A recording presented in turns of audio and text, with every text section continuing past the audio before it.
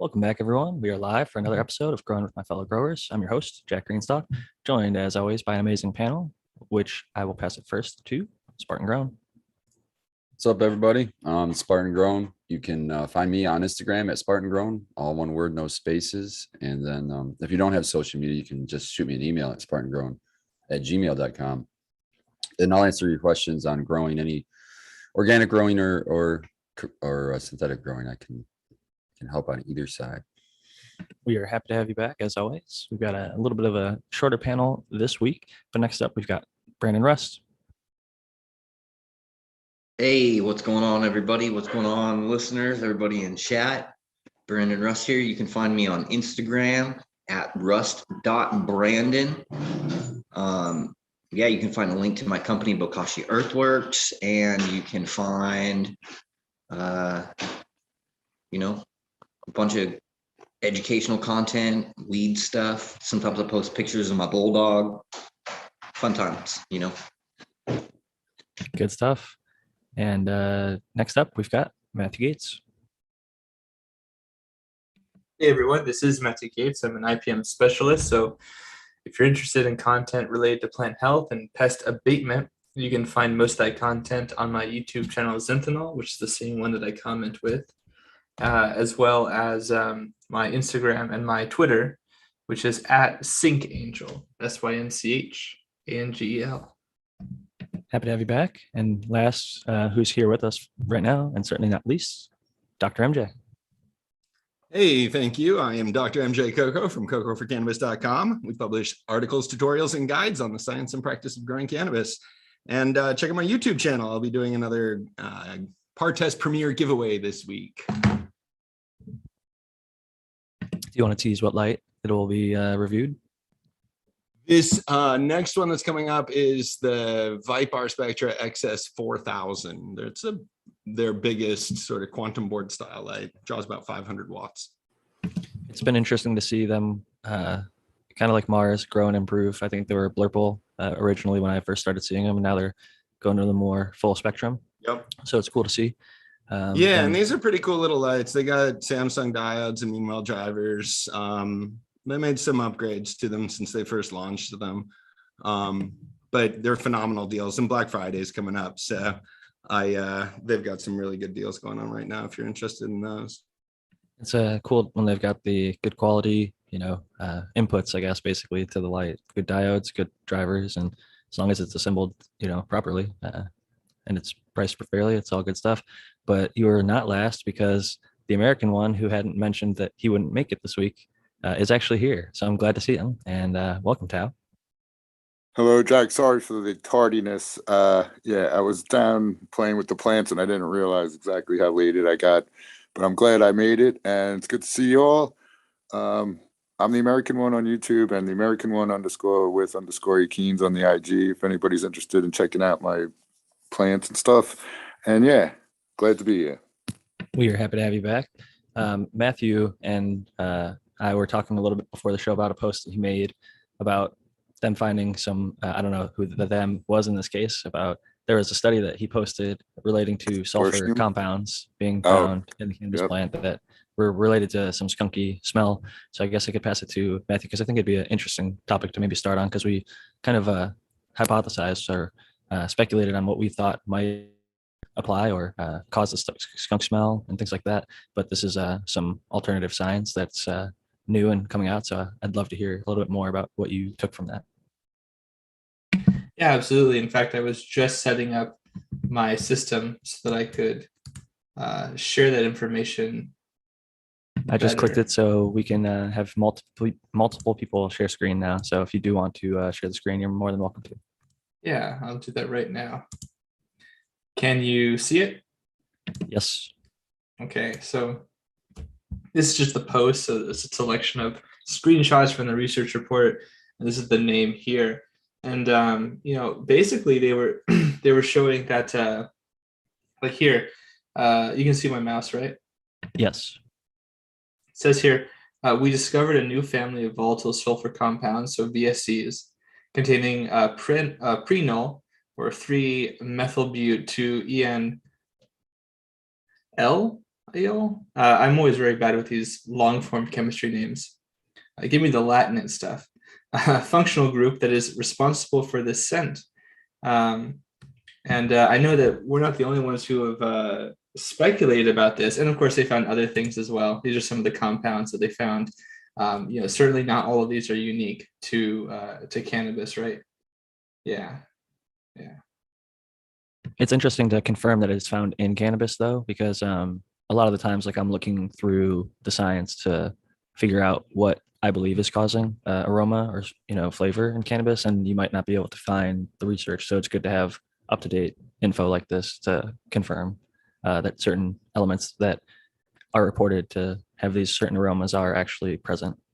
Well, definitely, and like everyone's out on the terpenes because that's the one that most people are familiar with and is easier to talk about. But we've also talked about esters and thiols and other volatile compounds that are not just terpenes.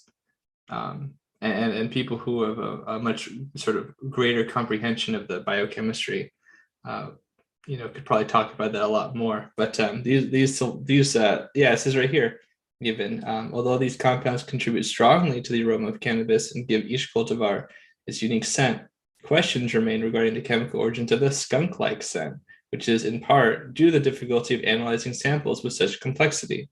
There's more to that paragraph. I think it extends past where I've screenshotted here. I think it's just really interesting. These compounds are, I guess, found in other plants too, like garlic and hops, even, which is not surprising. Hops is its closest relative that exists now, and durian. There's a strain, I think, Yeti Stash. Spartan just got some durian. It was like rosin or something, and you said that it actually smells pretty like funky and almost gross. And a lot of people think durian is kind of a repulsive smell. Some places it's like a cultural food, so I don't want to disparage it. But Yeah, well, I've even heard I think it's people terrible even smell.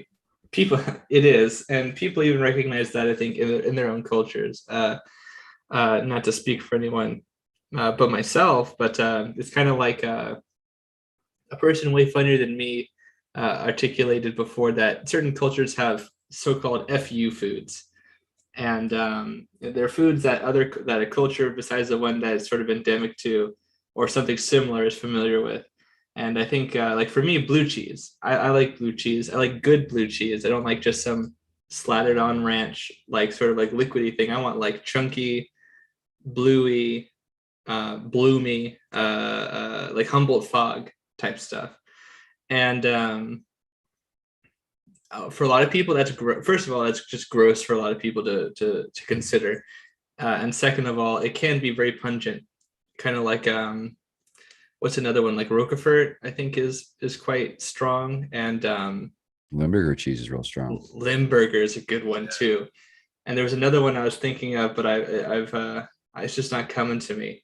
there's a Gouda It's sort berry of unique on this in that it paper. actually is a fungus that you're eating. I mean, it's not really the cheese itself as excretion. much. Yeah, you're totally right. And I think that, and when people tell me that it's gross, I have to agree with them. Yeah, when you it is. really I mean, think about objectively, it, it's gross. Objectively, that's a lot to ask somebody. Gross but tasty. Gross but Yeah. tasty, I guess. So I want to go back to the chapulines, study. right? Like a lot of things. So the study, I didn't hear what you said, Doctor. Like chapulines, the Yes. crickets, right? Or like a lot of things like that. It's totally normal to somebody inside the culture. But yeah, it can be totally off-putting to somebody outside of it.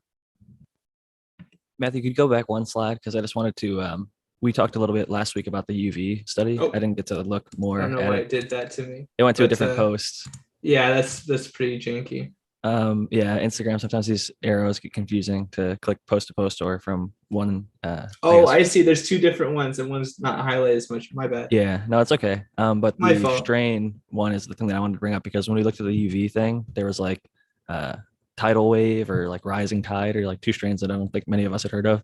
This one we have Baccio Gelato, or however that's pronounced, Gelato, Clone Guy OG, Area 41, Jet Lag OG, Gushers. I'm going to skip down because we were talking about cheese, Gouda berry, Blackjack is one I'm familiar with. Gelato again, Chem 91, apple fritter, Wi-Fi cake, gushers. So much more, I would say, modern genetics that people would see in a dispensary and know and recognize than what we were seeing out of the Guelph. I actually Googled YouTube videos of people saying like, "Hey, I'm at University of Guelph," and that's actually how it's pronounced. So I was corrected initially about that a long time ago, and that's the way to say it. But Tal, it looks like you got your hand up over there. Yeah, I was just going to point out, I looked at the authors and the conflicting, possible financial conflicting, I forget the word, but yeah, this Conflicts study of was- interest. Yeah, do you have that in that post? If you go to that, well, anyway, they're an extract terp company, and there was their That research funded it, development. yes. The research and development department did the paper, and they have patent filings concerning the paper. I don't know about what though. On For the UV paper itself. or I for just this wanted one? to point that out. Yeah, I found that really they interesting. They have patents on what exactly? Actually, I'll read it. I have it in my. Oh, where do I have it? Hold on, sorry.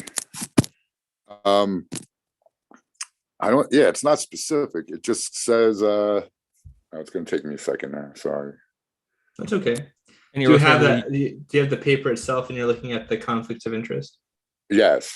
Okay, I'm trying good, cool. to find the where the paper is now. This is very important to bring up, and I was actually going to make a similar point. I'm glad that you brought it up, though, because I actually don't have that posted here in the paper itself. Although I will say, I almost got the wrong arrow there. It's a very pretty, well organized paper, and I wonder if that had anything to do with it. Yeah, I'm sure. I don't question the legitimacy of it all. Damn, now I can't find it. Oh, that's too bad. I'll But, find it, but keep talking. Oh My yeah, question no. would be is Oh, like yeah. what of that conflict of interest. Okay, so they're a terpene company, but the information that's presented here doesn't seem like it's like really pitching a side or very biased. It's just exposing things that are within the plant. I think it's important to just recognize where funding comes from, because it might not be obvious directly, but like you might find something in the future, and having that record from the past can be really useful. So even if it's not like there's anything over in the here and now, like who knows, it can be. I just think it's a good thing to be transparent about, just for a multitude of reasons.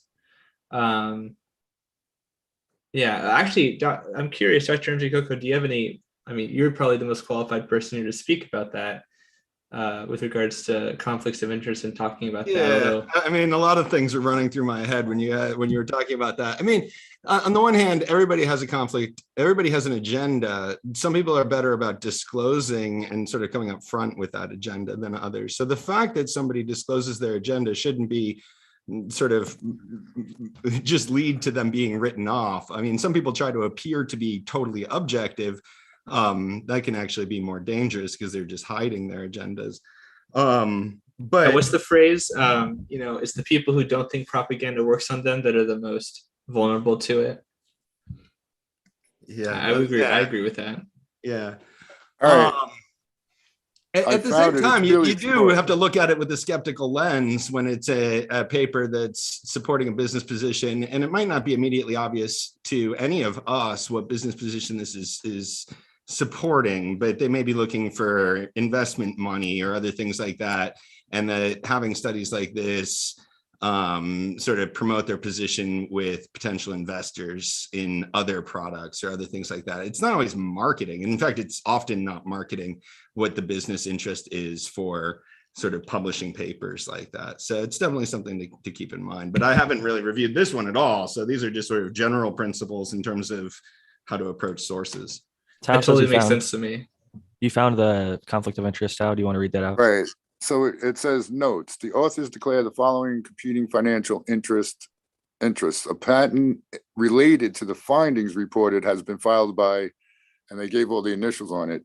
And underneath that, it says the author thanks C. Tafoyoi, and A. Khan for helping preparing samples, and S. Cali for helping develop GC by GC instrumentation. No external funding was used for the study. So it's from the Department of Research and Development of Abstracts Tech. So I can tell you right now where it gets nefarious is if they do something like the Biotech LLC, where they start using these obscure minor chemicals that only they know or only they have published publicly to be studied and found in cannabis, and then start saying, all right, we're patenting gelato for its VSC content. And if anybody else runs this cut or whatever and test over this amount of this VSC, they could claim that they're running their genetic or something like that. And similar things have been done with like the myrcene. If it's a type 2 plant and there's the dominant terpene is myrcene, there's a patent that tries to claim that. So there's a few big, large sweeping patents that are done based on these chemicals. So the chemotype term actually comes down to like how they test it, what the plant actually does and produces. And then they try and patent the product that, is able to produce it. So the genetic clonal material. Yeah, I could see them trying to patent a product that has some of these sort of, compounds in them or other things like that too, like extracts that, something along those lines. In certain levels, like Blue River Terpenes, I think had like a patent on 95% THC distillate with a 5% mix of terpenes or something like that. Yeah. So there's a few big, I forget what they're called when it's like almost like a class action patent where it like goes across the board. They're like different than like a specific patent, like a plant variety patent. There's a few different ways to go about these patents, and it's incredibly complex law. We might actually want to have like a cannabis attorney come on, or somebody who works with those patents. Like I know one of the guys at Steep Hill, Reggie, is a patent attorney, I believe, as well as a cannabis lab operator, and he works a lot with this specific stuff. We should get this guy to talk about it. Caleb, okay, we should reach out. Yeah, copyleft cannabis.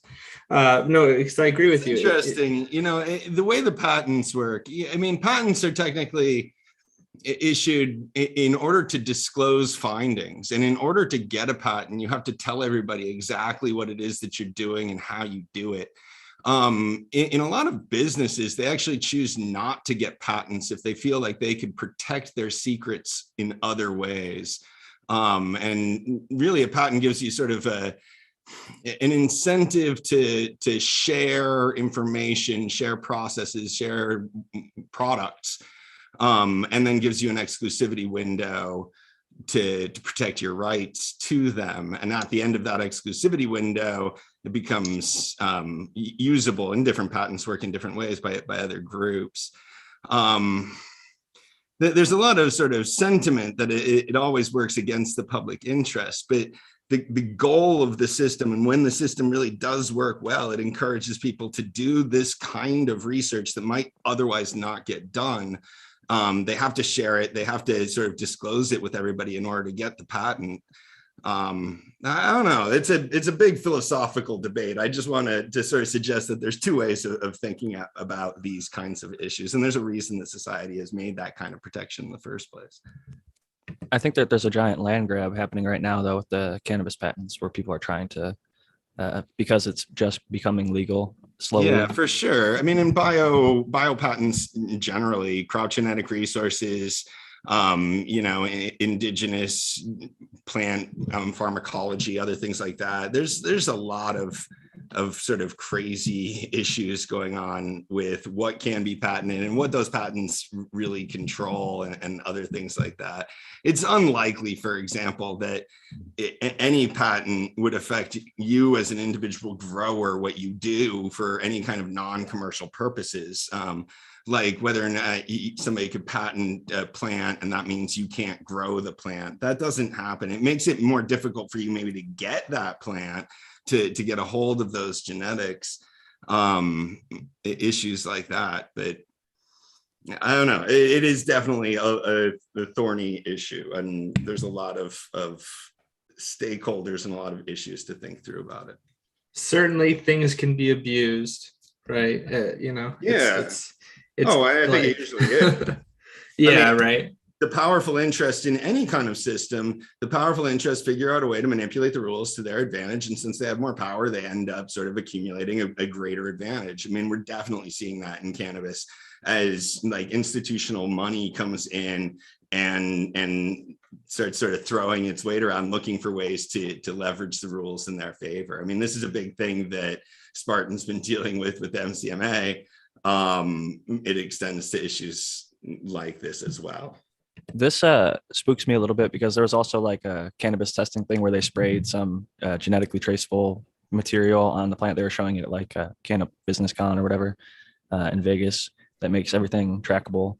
And I heard about that. There's the thing that I was talking about earlier is called a utility patent, and Biotech Institute LLC has several broad sweeping utility patents over cannabis. And what you would think, like, okay, even if, and this becomes commercial, but like in the, you know, dream where everybody can grow their own and then go to like a farmer's market and, you know, distribute it to their clientele or patients, whatever you want to call it, depending on the state you're in, they could essentially have like a secret shopper buy a sample, test that sample and say, hey, this falls within our patented, you know, whatever it is, chemotype, and then come after you. So that's a big concern come after for me. the stores that are selling it against their sort of licensing agreements, but they're not going to come after the end users. Right. So the users won't be in trouble, but the growers ultimately. So if like some of these large patents do come about, I think ultimately the lesson learned is we should all grow our own, because if you're not, you know, distributing it to anybody, if you're just growing it and consuming it yourself, then there's no way for them to really track what you're growing and how it comes up, and you can enjoy your own homegrown. So exactly, yeah, and if it's for a non-commercial purpose, those utility patents, and even if they can show that they own it and you're not supposed to be using it, it doesn't matter. Well, and here's an interesting thing. Like they put here. They say that lastly, an indoor greenhouse trial was conducted, revealing that the concentrations of the discovered volatile sulfuric compounds increased significantly toward the end of the flowering stage of growth, reach a maximum during curing, and then drop substantially after only 10 days of storage. Our results, and then nothing else. You can check out the paper if you're interested in more, but that just speaks to like the sort of the volatility and the utility of some of these compounds. I'll just say the herbs now, your stuff will be dry before that 10-day window, and then you'd be potentially consuming some stuff that wouldn't be there. But it does depend on their drying. Home grow, there you go, home grow. I have a hard time believing that anything that contributes significantly to the quality of cannabis is gone within 10 days. I mean, well, yeah, there you go. Yeah. That's just based on my body of experience with it. There's nothing noticeably like drop off after that period of time. If anything, things improve throughout that sort of window of time. So I don't know. Sometimes we have to put the tree back in the forest and think about how important this tree may actually be. It depends who you ask. But if it's some people like it volatile, if it's a super volatile and transient tree. I agree with that. And what we didn't discuss is in this, it says reach a maximum during curing, which curing is a very, very broad. Everybody here cares differently. They're doing a lot of like, what does that mean? And doing a lot of work drop substantially after 10 days. Like, what was that window of period? So there's a lot of unknowns here, but it's definitely an interesting suggestion. And I do like Noah the grower, who's not here with us this week. He would typically say he likes his stuff fresher. He likes to do, I don't know if he's perpetual, but he always likes to have fresh bud versus. But 10 days, Jack? I don't know. Yeah, I'm not saying that it needs to be consumed. That's like you got it for a week, and then I could just imagine like if that was my strategy, I'd be like, all right, I got to burn through all this stuff in a week, because after that, it's going, quality is going straight to hell. I mean, I don't think it goes straight to hell. It could just be certain people prefer. Yeah, no, I got you. Things that are there earlier. Like I personally, like Sam the Skunk Man said, a lot of the terpenes early on, he theorized, were making him feel like he was sick after some of his harvest when he was smoking flower back in the day. And so after it cured a bit, it was actually less strenuous on his like nasal passages and things like that.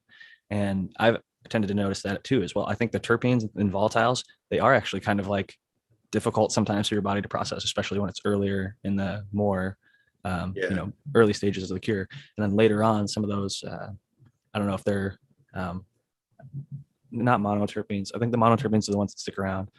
So sesqua and The other terpenes, sesquiterpenes. those probably flash off or whatever. And what you're left with is either just a lower overall amount or a different variety or profile that isn't as aggressive on maybe your lungs and Well, throat. and one thing I wanted to actually bring up, since we're talking about the potential for like abuse with regards to patents or detecting certain compounds that you think are proprietary, but like ultimately, I'm curious how this enters into the law. Perhaps not at all, but I think it should. The fact that, you know, these volatile compounds, the way they're biosynthesized is super, I'm going to use the word fuzzy, right? So like, you know, the process is a little, it's not like perfect. And sometimes through stress response, in fact, it is oftentimes a stress response that is causing that, or at least not causing, but rather influencing or directing some of these compounds in production. And sometimes things get produced that are very atypical, but it's because, you know, a confluence of factors. And so, and that's even how sometimes the development of evolution of novel compounds, like that's how saliva becomes venom over a very long period of time. And the same kind of a thing happens here. So like, there's no guarantee that this something like this doesn't exist already elsewhere or is developing or can develop. You know, we just don't understand the biosynthetic pathway perfectly, but we do know that at least in some cases you can get fractional differences because of how they're produced, and that can be a little bit malleable, I suppose, if that makes sense. That makes sense to me. Do we want to wrap up? Maybe any thoughts, final thoughts and conclusions on this paper and sort of what we've just been discussing? Mm-hmm. Brandon and Spartan have just been cheesing over there, getting prepared. I mean, I can give you my cliff notes. My cliff notes is what What I've always would, kind of known is that sulfur brings the terps, right? if you went to That's an court, interesting point. would their patent hold up in court on a plant? Because my understanding is the whole Has to reason be why, new. like patent and medication, what is that I way feel is it. because those are usually something that are derived from something, or they're a synthetic version of that compound. And if my understanding is you can't really patent it. Like, is it prior art kind of thing? Like, yeah, I mean, if something that's been around for a long time, is that, I mean, that was my understanding of it, and I don't think that's changed, but it's, I mean, can you really own something that is like, you can, I mean, you can literally find anywhere? Yeah, that's a good question. And I also feel like I feel like this would be more likely for the kinds of control we're talking about, probably more centered on like the genes that produce the compound rather than the compound being there in the first place. But that's not necessarily the limitation. And I have no patents, and I've actually looked at going through the patent process twice in my life. And from what I remember, kind of like what Dr. MJ was saying, you know, it's something that not only that, you have to maintain the patent, and and depending on the kind of patent you're talking about, you have to go and defend and attack if that patent gets violated. Otherwise, you lose the rights to it, which is why you see, and this is of course a different kind of bear, but like that's why certain kinds of IP are so vehemently defended, because they literally are legally obligated to do that. And so sometimes it's just the juice isn't worth the squeeze.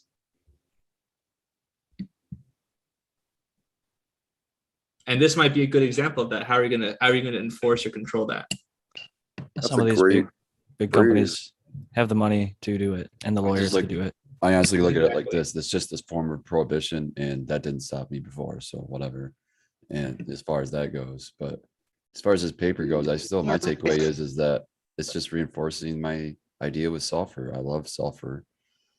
I love it I love to add a top dress of sulfur in my organic gardens, right when I flip to flower to kind of, in my mind, top off sulfur once I go into flower, because I want it all to be available to that plant, because I know that that helps with the terpene expression. And I know that because I just done that in my garden and I saw the result. Maybe there's not science there, but I mean, that's citizen science, I guess. Oh, there's science there. And you've said There's that for data too.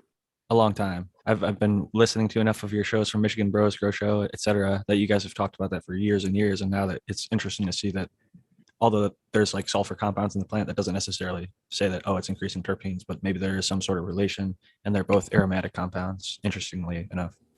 Certainly sulfur has a, it's an important metabolic component for a bunch of different processes. So you can make that argument, certainly. Obviously it's composed in like more directly the composition here for certain thiols and disul and sulfides that are literally being produced by the plant as its like end product, right? And certainly a lot of sulfuric compounds we know very infamously for being bad for certain like fungi and insects and things. So it certainly has uses, absolutely. And it's interesting, even for myself, I'm ignorant about a lot of the really sort of nascent research that's coming out about how some of these processes even undergo what they're doing. And we find out that like a more simple metabolic process is actually way more involved. It's hard to keep all of these different processes in your head. Like you can say photosynthesis is light hitting your leaves and then that makes sugar, but it's definitely way more complicated than that, right? So that kind of stuff is always interesting. And like with regards to like hormone production or secondary metabolite production, or even just primary metabolism, we're learning more things about their beneficial effects. And just for our listening audience, a couple people in chat have asked me, so what do you use? And somebody already, who was it that first said it? Let me find out who it was. Hashmaster Sith Lord said gypsum. Yeah, that's my go-to. I love gypsum right there on flip because I'm getting calcium and sulfur, my two favorite things that I like to add to my plant. So as far as sulfur as a nutrient, cannabis it's really, really hard to push sulfur to a toxic limit. What it can do is it can cause some osmotic stress. And if you were to look at, let's say, a soil test, for instance, or saturated base test, you would see that the salt content is high, and it's because that's the SO4. It's the negative anion that's plant available. But you're absolutely right. The cannabis plant loves sulfur. It's so highly photosynthetic too, and that's part of the metabolism and producing chlorophyll. There's sulfur involved. So, any of the mineral sulfate stuff, any of those gypsum, Epsom salt, potassium sulfate, all of those minerals, all the mineral sulfates, they all contain amounts of sulfur. And I get asked often, well, if I'm going to build a soil or if I'm going to use all these different types of mined minerals as a top dress, am I going to get too much sulfur? And I've never seen it happen. So the answer to that, if anybody was answering this, you can't really overdo it. You can overdo it, but I was just about to say, there's definitely a way. Don't tempt people. They'll do 100% sulfur. Well, what he did say, which is true, it has a strong electrical charge, so it makes it harder if there's a lot of sulfur present or other things that have a strong electrical charge. If you're fertigating, this will raise the EC of your solution. And anything that does that makes it harder for the plant to take up water. So it's not, just like it is with a lot of the nutrients, it's not that you're going to overdose on that particular nutrient. It's just that there's a limit to how much total stuff the plant can be exposed to before it starts having osmotic stress and not being able to take in as much water as it needs to. Matthew, I'm going to share screen on something also related to potential skunk smells that I'm going to be posting about a little bit. I think it kind of relates to this topic that we could get a little more info. Absolutely. Just to kind of further this discussion. And it's actually a post from THC Farmer, which I love some of the forums. That one hasn't always been the greatest in my experience, but this particular article is extremely well done. So I want to give the person credit. C4, it's like SEAF, maybe a 0 UR, but they have so many of the different aromas and their effects. And this was made in 2014, November 23rd. And it starts off with a nice little diagram of some of the common terpenes. But if you scroll down, there's minor cannabinoids and other things like that. So this is a great thing to learn from. I'll post the link in the show notes after the show is over, and I'll also share it in the chat. But what I wanted to do was control F and then type in skunk, because they outline a lot of the things that are also found in cannabis that are related to that skunk smell. Like I was talking about the mercaptans, and they have some of the descriptions, which I just really think that this is a great article. And like ethyl mercaptan has a high strength, sulfurous, skunky odor with a slightly fruity note. So I think that actually it might be something that is still around in some of the sweeter skunks. And there was like Island Sweet Skunk, and skunk number 1 has gotten a lot sweeter over time. But I just wanted to share this article and kind of show there are several different things that are found in cannabis that are potentially leading to that skunk aroma. So everywhere you see highlighted yellow or orange shows something. But there's also a lot of terpenes like osamine, Brandon's talked about a little bit, that you don't see as often, but there's like alpha and beta, and then it's just got tons and tons of information. So I wanted to share this article. Although forums aren't always perfect, this one has a great, I think this article is very, very well done, and it has so much information. I just had to go ahead and share it with the rest of the group. That's awesome looking. I want to check that out. I think that's where I wish they would focus testing more. Like right now, you know, regulation forces a major cannabinoid test. I wish that I know it would create more cost and everything, but still, I think it's the data is worth the cost to start testing at least terpenes, you know, to have terpenes to go along with cannabinoids. And I think that would be. You have to have complete that here in picture. Oklahoma. You You do? have to have- Wow. Not here in Yeah, Michigan. terpenes. Look at, you have to have your cannabinoids, your terpenes, mycotoxins. Then you have to have microbials, heavy Yeah. metals, pesticides, and then there's also, if you're concentrate, residual solvents. We have little ones too, like water moisture content was a big one that was added. That in too. there. Yeah, actually, it has to be less than 15%. Yeah. So can all those lab tests be trusted? I don't trust any of them, to be honest with you. Not any of them at all. Not mean- any of them at all, because Well, listen, I can give you an hold on. example here in Michigan. Hold on. Oh, Even go ahead. before the sample gets to them, I could just sprinkle a whole bunch of distillate and keef on that sample, right? So that's one thing. Not But in California, they grab the samples randomly out of the bag. all right, Same- so go ahead. same here in Michigan. Teach me on this then. So Okay, so do you want to go first, Spartan? Go ahead. yeah. So here in Michigan, just like Jack said, they'll come out. You have to provide all of your harvest that you want to have tested in batches. I believe ours are 15-pound batches at the max. And then they go through and pick whatever the fuck they want out. And they can go through every single package. They could go through, you know, they can take them all from the same. It's random, however they fucking do it. And then it all gets packaged right there in front of you, and it's sealed. And before it goes into the truck, the truck's route is fucking entered into the fucking database that the police have access to. And then like every stop is fucking on there. They can't deviate from it. And then and they are GPSed on their way. Jeez. Yeah. And then That's metric for you. that's metric. So, and then here in Michigan, for example, if you're wondering about, you know, can you trust the labs? We've had 2 labs that I know of now that have been investigated by the state. We've only got seven labs, I think, in the entire state. One was Iron Labs. I think one was Iron Labs was shut down for a while, and then whatever happened to them, they're back up and running.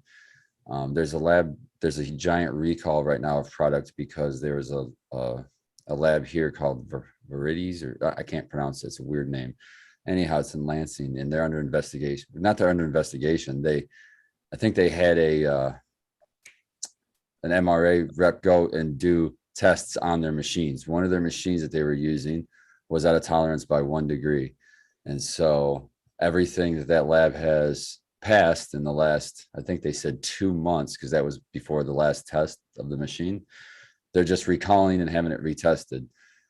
It's funny seeing the news stories and everything covering this because it's the largest recall in Michigan, but it's funny seeing the stories saying, oh, can we trust test it? It's all tainted. And it's like, it's all passed and the machine was only off by 1 degree. Now the lab says that they contacted the manufacturer.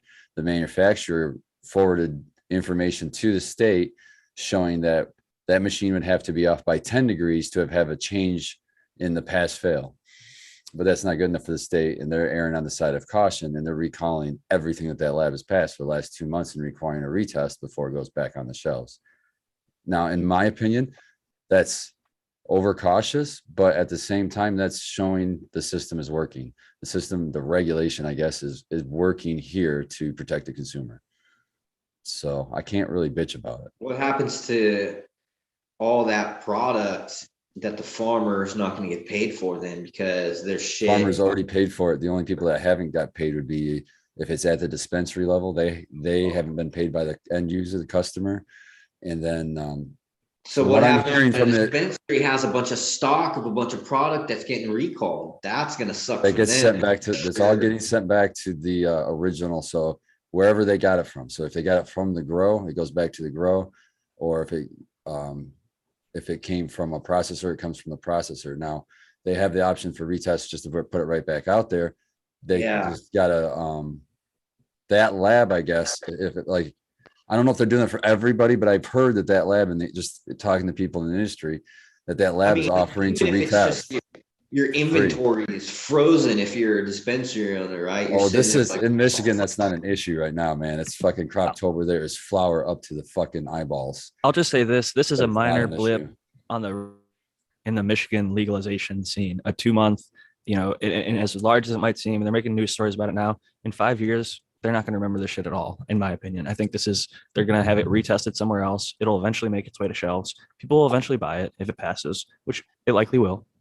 And it just shows, like Spartan said, they're actually policing and monitoring the standards. So I think ultimately it's a win for us generally. It makes us look more professional. Like, hey, we actually care. We give a shit.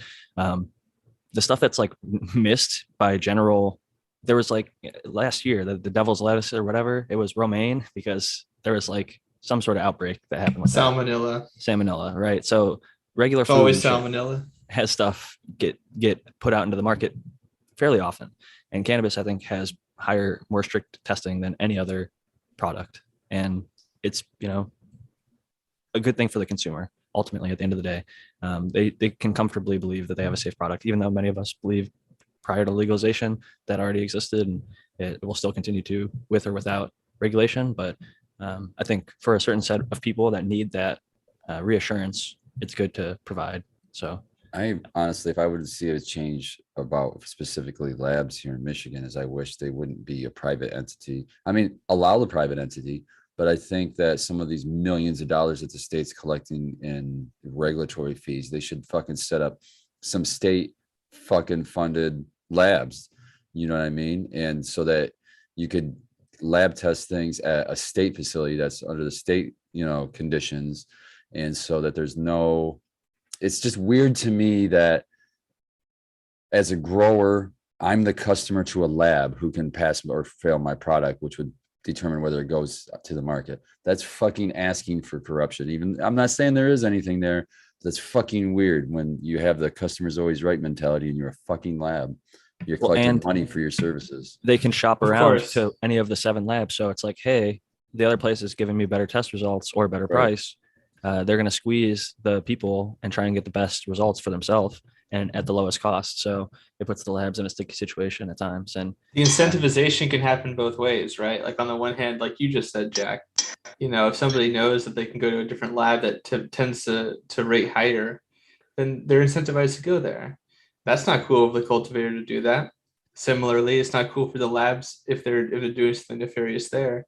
And then also even from my my realm, talking about freezing stuff like light brown apple moth is a really insidious pest in California right now. It has been for many years, and it's one of the what we call quarantine pests.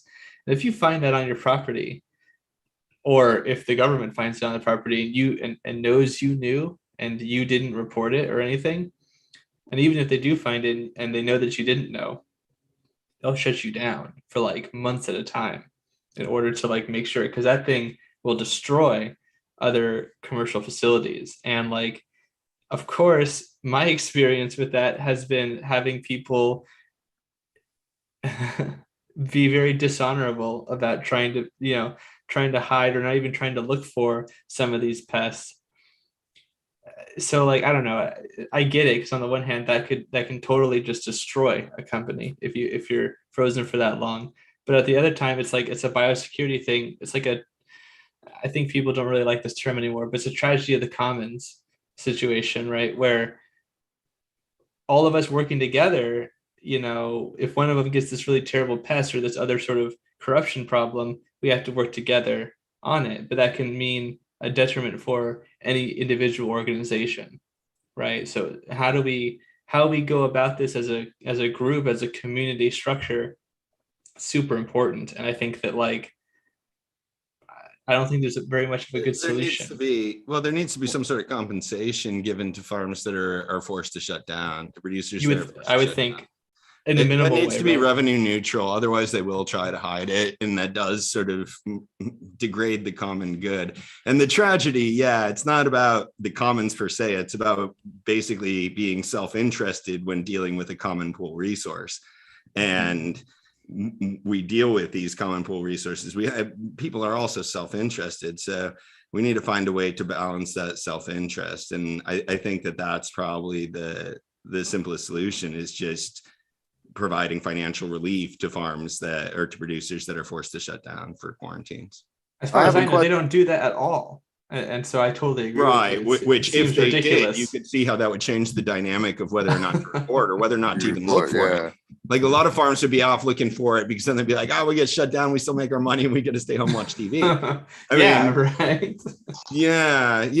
And those kinds of offsets really do help improve voluntary reporting. But you can't expect people to voluntarily report things that are going to be financially ruinous to them.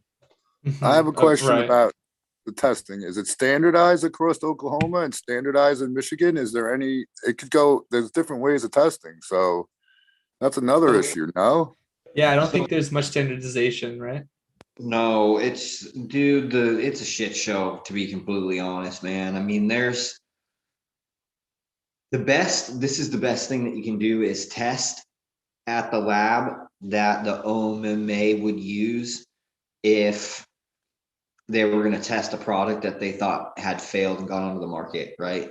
So if that lab specifically that they would use would probably always be your safest bet, because it's the same lab that OMMA uses.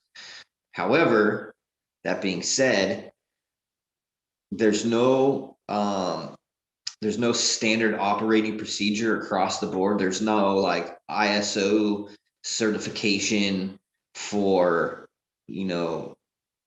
detecting terpenes, because here's the thing, a lot of these people that are doing the lab testing come from other backgrounds, soil analytics, microbiology, environmental chemistry, things like that. And so when I first got out here and I was going to labs, I was literally talking to these people, and they were not from cannabis. They didn't know how to do they understood procedure, but they didn't know what they were looking for or looking at, and you can open a lab out here just like you can open up a cannabis company. So it's just inconsistent all the time.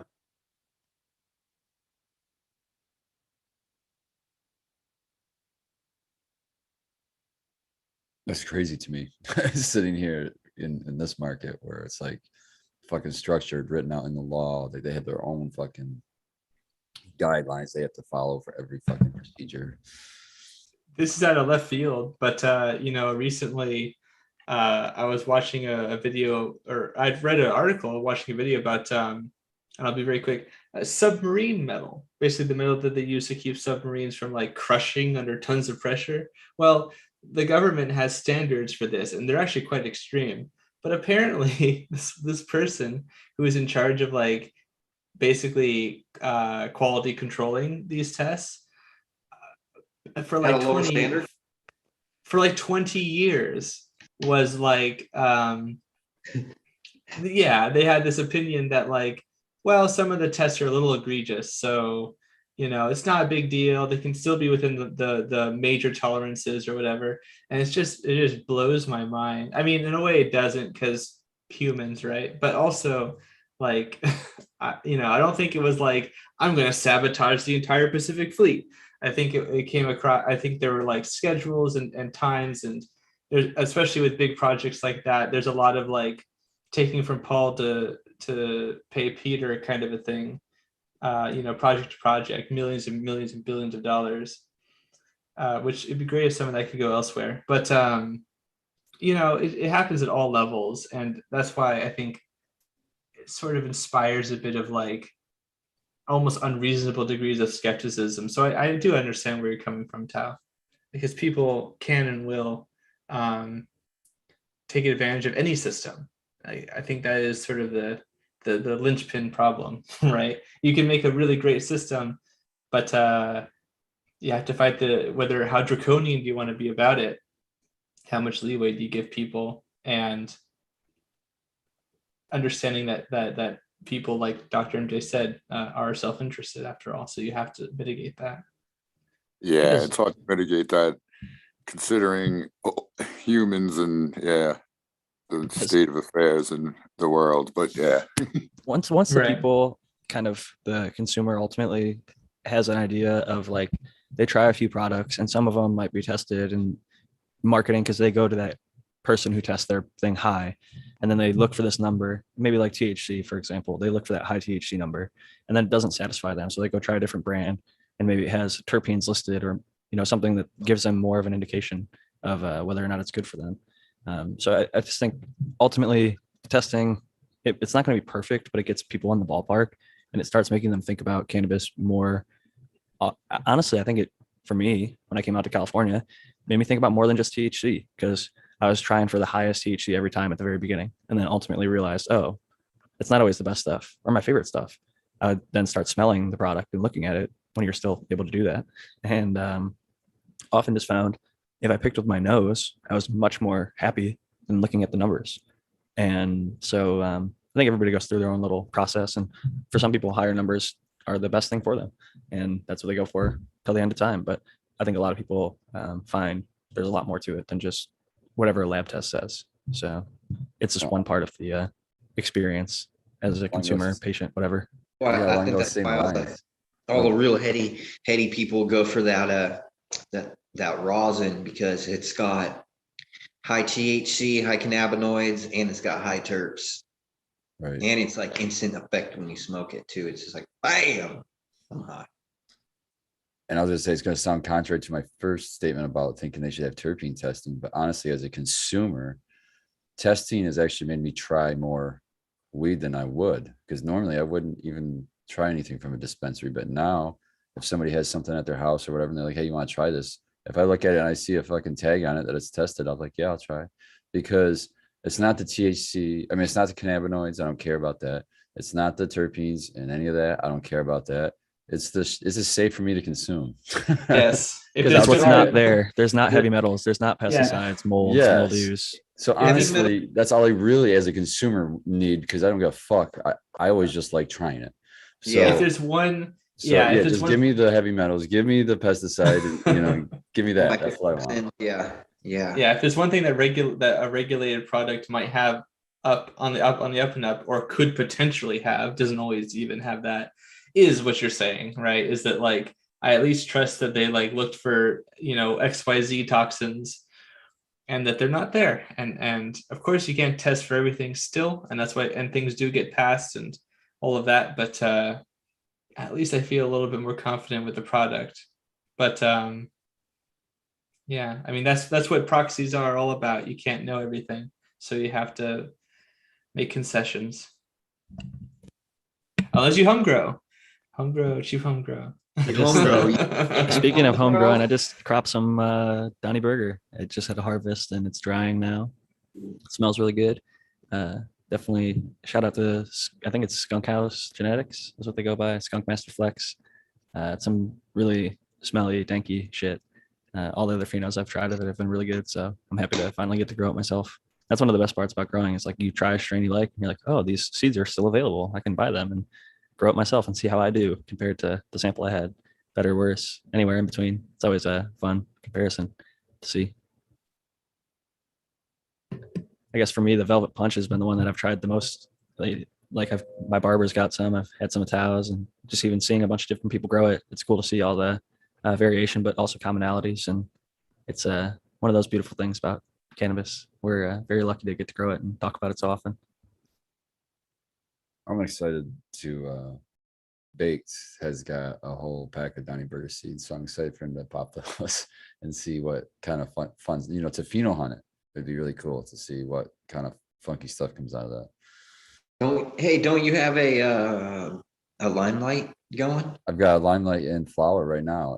I have to check. I don't know the number off the top of my head where I'm at, but it's early flower, so probably might be maybe week 2 in flower. But I had 2 in the same pot, and it kind of turned out pretty fucking awesome. And that one was a male, one was a female. I was like, man, I should grow them together. But I ended up taking the male out last minute before it was too late. So it's just going to fill out that one pot, and it should have plenty of room to stretch out and really hopefully stack up some nice buds. Hopefully you get nice lime terps. Yeah, that's what I'm looking for out of it. So that's cool. It was in veg. It was really almost skunky smelling in veg. And I was like, damn, this thing is stinky already. I love them when they're stinky in veg. Is it all the ones I have really short and stocky with, really big leaves? Super big leaves. Yeah, for sure. And those are the kind of plants I love too, because I don't have a lot of headspace. So I love when they kind of don't fucking get too tall. And those big leaves are so easy to fucking, if you want to do a leaf strip, fucking take off 2 leaves and you're good. Yeah, I have some that are flowering right now too, but I'm actually going to be stepping away from Black Label, and I'm going to be working on starting my own thing. So that's going to be interesting. Or I might be going to Hawaii. I don't know. We might be moving to Hawaii. Either one would be awesome. Either one. That sounds very like there's a lot of options for you there. I think I'll probably visit you in Hawaii before I would in Oklahoma, as much as I still want to go to Oklahoma and see all the really cool. Wild West that's happening down south. Everybody would like it out here because of like the freedoms that you have to kind of do what you would normally do if you were doing stuff with your homeboy, smoking weed. Like here's the thing, like we could go to the little restaurant bar down the road, and they have an open area right there, and you can smoke weed anywhere that you can smoke cigarettes in Oklahoma, and you can literally smoke cigarettes anywhere in Oklahoma.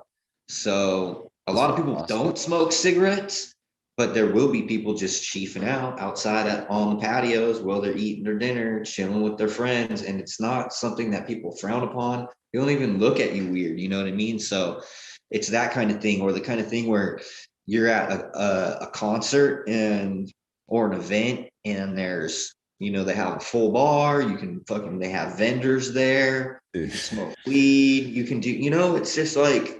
But to be fair, dude, I mean, a concert, come on, I was just at Billy Strings last night and fucking there was plenty of weed there.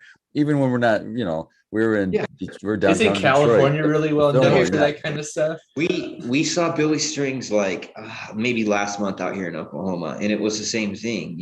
So many of the people that we know from cannabis were there, and nobody's worried about smoking. You know what I mean? That's the cool thing. Like you have to worry about. Can you smoke indoors in Oklahoma? Yeah, so you can.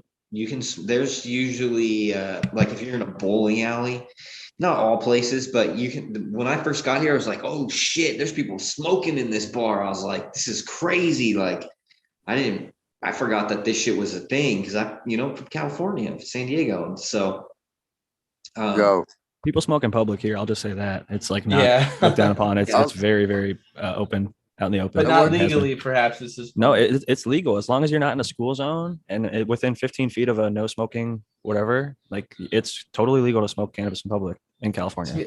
To me, it sounds like Oklahoma's like, transported 60 years ago. Can you have martini lunches too? Like, or is that still banned? dude, there's like everything. There's everything here. You name it, man. in New York City, well before it was legal at all, I would go, see reggae artists in the city and stuff. So I went to a couple and they were like throwing people out the side door when you lit up, which I thought was like absurd. Then I went to BB King's and I saw, I don't know if it was Don Carlos or the Whalers, I forget, but one of those. And as soon as the band came on, I think it was Don Carlos, as soon as he came on stage, the security guard at the door lit up a joint and the whole place lit up inside the bar, inside the area. There's eating in there too. And it was just like nothing. I was just like, this is the way it should be. And I was just so impressed that it was not a thing at all, man. It was awesome. Yeah, that's how it is. It's nice.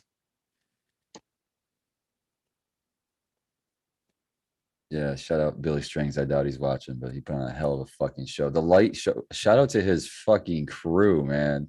That light show was fucking intense at times. I was like, I was fucking imagining the fucking whole fucking stage was floating at some point because I was like kind of the film was kind of the way that it's set up, it seems very intimate. And like, no matter where you're at, it seems like you're fucking right on top of the stage, but right in front of the stage, where the standing people are standing, it's like people were just jumping all the time, and it was almost at one point it just looked like a wave, you know what I mean? And then with the laser lights fucking shooting out, man, it was wild. I fucking really enjoyed myself.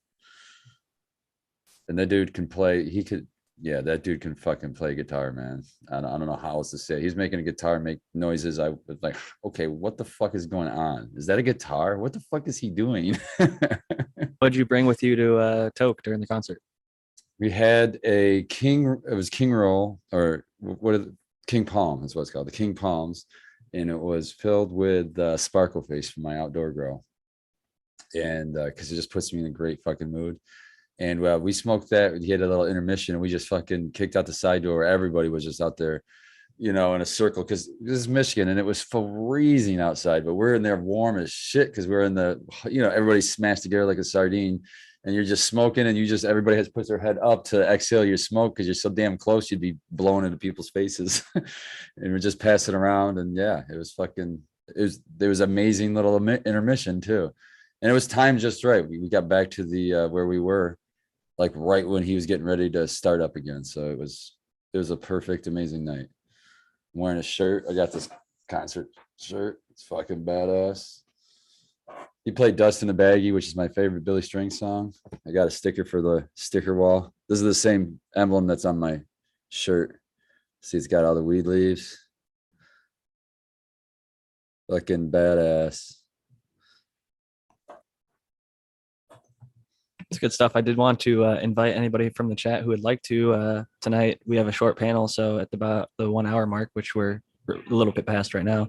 But this is typically when I invite people to jump in. We have somebody named Web Troll who's in the waiting room, who I have not admitted, and I'm probably not going to unless they identify themselves, because that just screams bad news. So Web Troll, I'm sorry. If you enter with a different name that you can identify yourself with somebody in the chat that I recognize, then I'd be more than happy to admit you. But for now, Web Troll, I don't want to have any obscene things have to be muted or cut out of the show. I'm not that technically proficient, so it'd be a bigger job than I want to get into. You're a smart man, Jack. You're a smart man. Yeah, I've seen, Very prudent. That's a good call. There was the American one allegedly, not the actual Tao, but somebody who was parading themselves as Tao and then flashing on other shows, their lower half exposed. So no good, no, Oh, wow. Oh randomness. boy, That means that's- Tao has arrived as a That was not me. no one ever makes fun of me like this. I know, I'm a- honestly. Tao's like, it was cold, I swear. Oh, now we see. Now we see why. I see. He just didn't want to blame. Yeah, the crime didn't fit the punishment. That's pretty funny, but not funny for me. Yeah, it was like I told anyone who happened to have the misfortune of seeing that they could hit my DMs and I'll show them the real thing because I'm not shy and I don't want them that must have made it better. Yeah. mislabeled. I got no takers, by the way. That's how that you know. rectified the whole Yeah. situation. Say, hey, I'm just trying to clear my name, man. That's a certification process for sure. Yeah, I don't know about that, but very, very, very prudent of Jack to not take the person whose literal name is troll. That'd be like Maybe- accepting a dating request from somebody named like date rapist. I mean, yeah, no. Yeah, yeah. All right. Maybe they're just a big fan of mythology. Who knows? Spartan, I just saw you puffing on the Dr. Dabber, I think, right? Something like that. How was Yeah. it? What'd you toke on over there? This durian, man. You guys got me thinking. As soon as you bring that shit up, it goes in my head, and I'm like, well, at hash time, I'm gonna get me some durian, and here it is, a little bit past, but so yeah, I'm toking on durian. Shout out to Yeti Stash. It's good shit. And I've been smoking Sparkle Face this whole time. I love that Sparkle Face. Have you had to clean the Dr. Dabber yet? Because I said a while back, Oh, you yeah. only know how good a piece is when you drop it and it either breaks or it survives, and or you have to clean it, and then it either sucks or it's not that bad. No, it's super easy. This is the only glass piece is this top globe, and it comes out of the this, whatever you call it. This is the magnet that holds it all together. So this is all just glass. So you just dump out. And I mean, and I've never measured that volume, but it's a very little bit of volume. And I use that, phone's going off. I use that little, it's called Peace Water. I use that in there. And that keeps the glass pretty much clean anyway. So I literally have to just dump it out, rinse it out with water, and it's clean again. And then put a tiny little bit of Peace Water back in, and I'm ready to rock and roll. And then Yeah, it's like milliliters. It's a tiny, tiny amount. yeah, so it's fun. It's a fucking badass. I love it. It's just the convenience of it all. I mean, it's not a rig, so, but it's a step down from a rig, and I love it. For the convenience of its portability is fucking awesome. The battery lasts pretty long. So Did you guys hear that thump in the background a minute ago? I didn't hear the thump. I just heard you giggling like a very excited child on some Christmas day. My bulldog was asleep on the couch and we have hardwood floors, and he was asleep and he rolled over and just hit the floor. Bam. Good thing they're made for impact. It They're was tough too funny. dogs. He's a klutz. Growing up, I had a rat terrier, and I had a friend named Peter who would come around with his English Staffordshire Bull Terrier, and that thing was beastly. It just would never run out of energy. And when it did get exhausted, it sounded like an off-brand motorcycle, just like exhaust just coming out. Those dogs, those chunky dogs, they're a real thing. They're just machines. He's bulldozer. Spartan's got a pug over there, right? I think last week he's like, my dog's breathing all excitedly when it was like his time to get going out. I think maybe it was the other dog, but I'd imagine it was the Yeah, pug. it was the pug. Yeah, you can hear. He is not a ninja. He will never sneak up on anybody. That is for sure. Sounds like a little potbelly pig just following behind me. And that's what he does. He just wants to sit in my lap or follow behind me wherever I go. So that's him. Love that guy. Mr. Quibbly is his name. I got his name off of an old sneaker commercial. It was Skechers. They had a Frenchie, and it was like running a race. And that's where I got his name. And I think that one was Mr. Quibbly or something close to that. That's funny that they're definitely interesting dogs. We've got Cheddar Bob joining us once again. It's actually the real Cheddar Bob. I was keeping my finger on the mute / remove.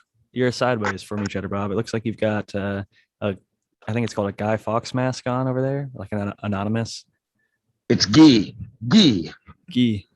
Guy in French. Guy Fawkes. It's French, right? Yeah, it's not Guy. It's Guy. Sorry, I'm You're not French. a plebeian. Yeah. English, right? The same thing, right? Yeah. According to the French. How's it going, everyone? Nice to see you. Doing well. Happy to have you back on the show. How's the garden doing? It's doing all right. We are in week 6 of flower with the cherry pie and the 9-pound hammer. Looking good, Cheddar Bob. Thanks, Tao. Nice to hear your voice. Do both of those put you to sleep? Because both of those for me are fairly sedating. Honestly, Jack, I can't tell if something puts me to sleep. I don't have any problems ever falling asleep. So, it is what it is. I'm just in a constant state of highness, so yeah. I respect the honesty. Do you make people call you Your Highness when you're high? Because that's what I like to do. I don't, but I'm going to start. I have kids that call me dad, and now they will call me Highness. So perfect. Yeah, that's a good suggestion. I like that, Spartan. Nice. You look like you're bundled up. Is it cold over there in Maine? Yeah, Maine is chilly. It's actually not too bad tonight, but I'm small. I'm skinny, so I don't have any fat on my body. So He has to hide his secret superhero identity. What are you today? There you go. Well, we got Miyagi-Do, right? Can't go Okay. wrong with the Karate Kid. And then we got the Green Lantern underneath. He's got a double. There you go. Now I got to bundle back up. But yeah, the cherry pie is looking really nice. It's starting to chunk up. Let me take you down here for a second, get you a little closer.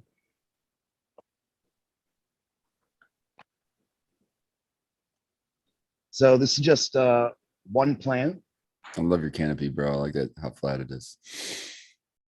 Yeah, it works out pretty well. The edges, where the meristems come out are generally a lot shorter than the middle branches that have popped up. But Yeah. I can never quite get it as level as I would like it, but it's just kind of par for the course. So. And you like leaving the leaves on? Yeah, I don't defoliate a whole lot. You can see down here, I thin out just a little tiny bit, but not very much. I'm indoors and I'm living soil, so I need all that productivity from the leaves for the photosynthesis, to get my food going. I have a little I had a little accident with my reservoir. I filled up a 1-gallon jug and it had some Dr. Zymes in it. And we had a little overflow here when I filled that up. So this got all soaked. Oh, in the bag. no. Build a soil bags that soaked. So I had to, go back through and bag up my stuff. So I had a little bit left and I was like, fuck it, I'll just throw it in on the bed. But I did put down some flower pods for my avocados.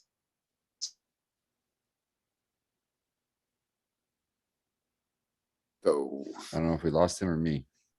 no, I think it's him. He's froze. I don't know. Went too Oh, deep. man. Yeah.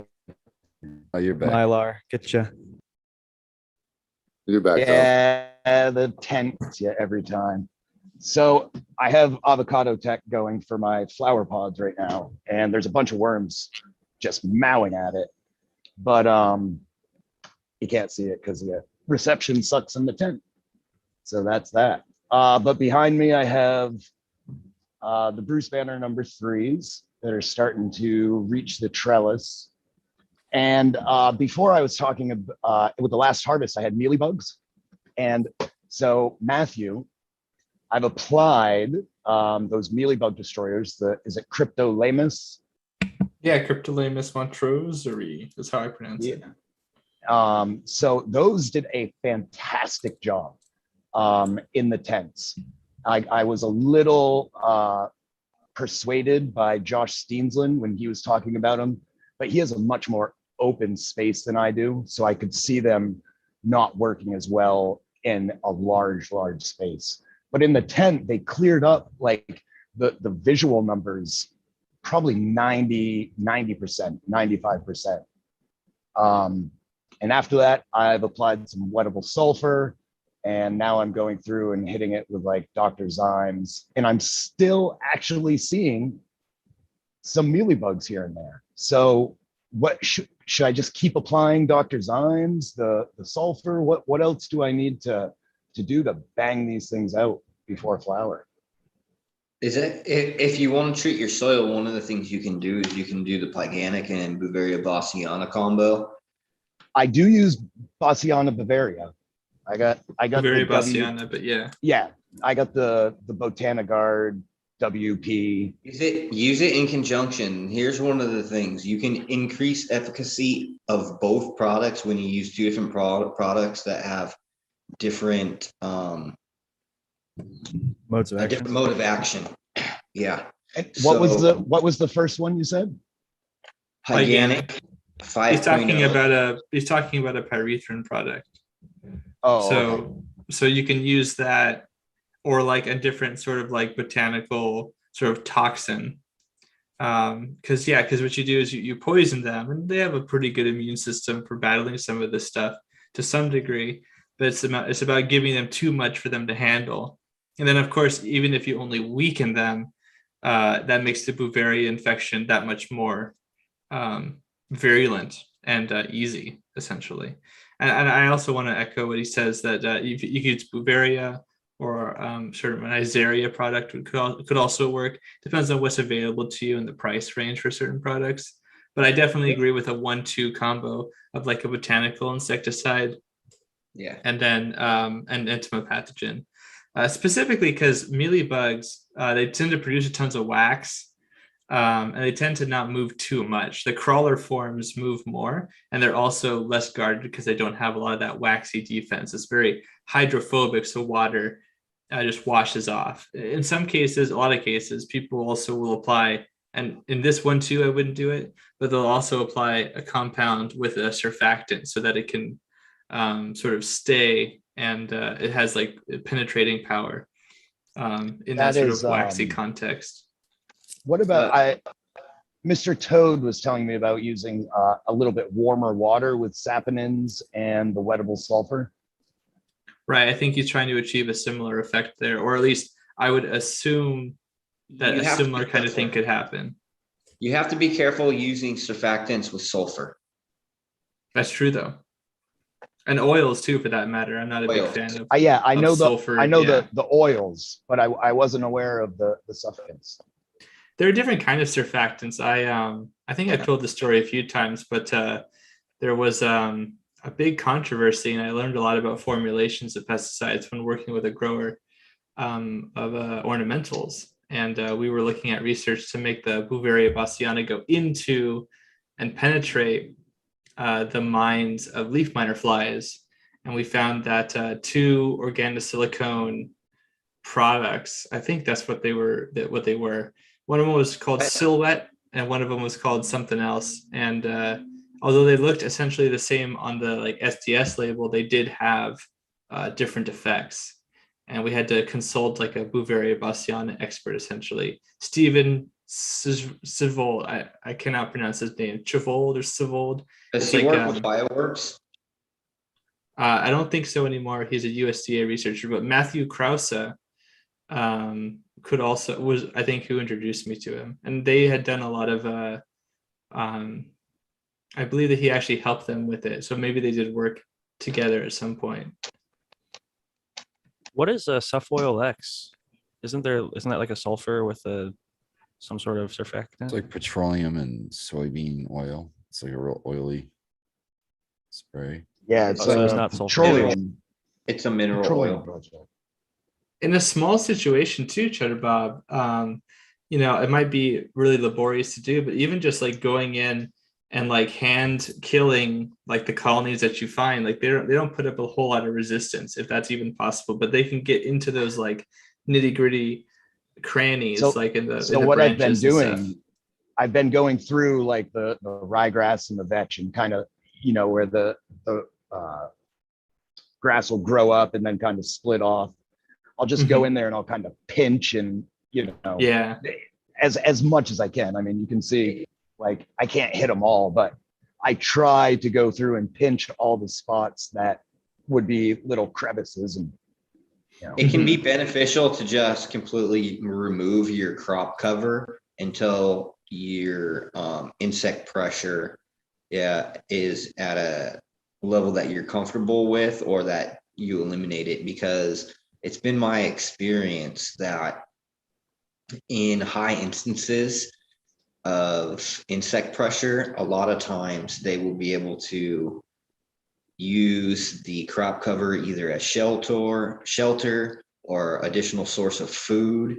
And so removing that from the equation can also be beneficial.